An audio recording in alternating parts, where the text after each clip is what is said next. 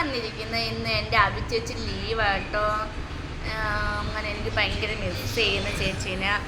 എന്തോട് അല്ലേ പാവം ചേച്ചി.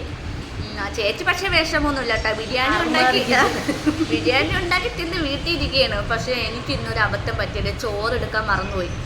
രാവിലെ ഞാൻ ചോറ് എൻ്റെ ബോയ് ഫ്രണ്ടുമായിട്ട് ഞാൻ വഴക്കായിരുന്നു കേട്ടോ. അപ്പം ഞാൻ അവനെ വിളിച്ച് തെറി വിളിച്ച് ഞാൻ അങ്ങ് വന്ന് എൻ്റെ അമ്മ ചോറൊക്കെ വെച്ച് തോരനും പിന്നെ തോരായിട്ടായിരുന്നു കേട്ടോ ചിന്നെനിക്ക്. ബീട്രൂട്ടല്ല, മറ്റേ ക്യാബേജ് തോരനും അതുപോലെ തന്നെ കാത്തോരനുമായിരുന്നു.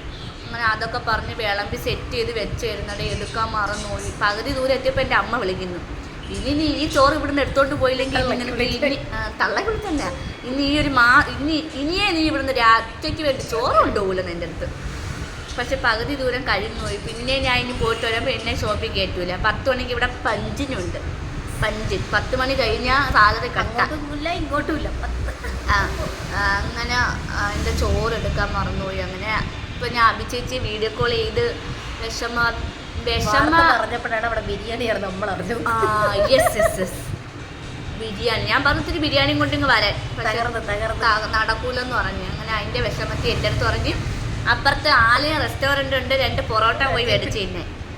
പിന്നെ പൊറോട്ട മേടിച്ച് തിന്നല്ലേ ചോറ് കൂടെ കൊടുക്കാതെ പറഞ്ഞിട്ട് പിന്നെ ഇച്ചിരി ചോറ് എനിക്ക് ഈ ചേച്ചി തരും. ഈ ചേച്ചി വെറൈറ്റി കറികളൊന്നും അല്ല, എല്ലാ ദിവസവും അവിയൽ, മീൻകറി, നാരങ്ങ അച്ചാർ, തോരൻ, ഇങ്ങനെ 4 ഐറ്റങ്ങൾ. പക്ഷെ രാവിലെ ഒരുപാട് കറികളുണ്ട് കേട്ടോ. ഈ ചേച്ചി ഒരു ദിവസം ഇല്ലെങ്കിൽ നമുക്ക് കറികൾക്ക് ഭയങ്കര കുറവാണ്.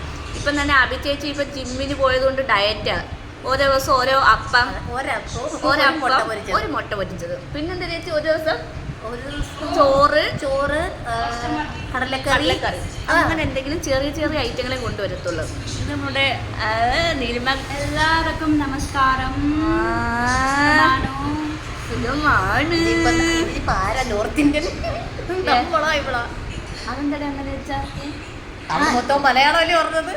ഇവള് നേപ്പാളിയാണ് കേട്ടോ. നേപ്പാളി ലാംഗ്വേജാണ് സംസാരിക്കുന്നത്. നമ്മൾ അതറിയത്തില്ല, പക്ഷെ തോടെ ഹിന്ദി നമുക്കറിയാം.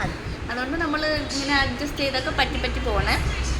അപ്പം ഇന്നത്തെ എൻ്റെ വിഷമം എന്ന് പറഞ്ഞാൽ ചോറെടുത്തില്ല, 2ാമത്തെ കാര്യം അഭിചേച്ചി ഇല്ല, 3ാമത്തെ കാര്യം ഭയങ്കര മഴ, 4ാമത്തെ കാര്യം കൊറോണയൊക്കെ വരുന്നെന്നൊക്കെ പറയുന്നത്, അതിനെ പേടിച്ചിരിക്കുന്നു. ഇതൊന്നുമല്ല, കൊറോണയുടെ ഇഞ്ചക്ഷൻ എടുത്തവരല്ല ബ്ലഡ് കോട്ടായി മരിച്ചു പോകുന്നു എന്നും കൂടെ അറിഞ്ഞു.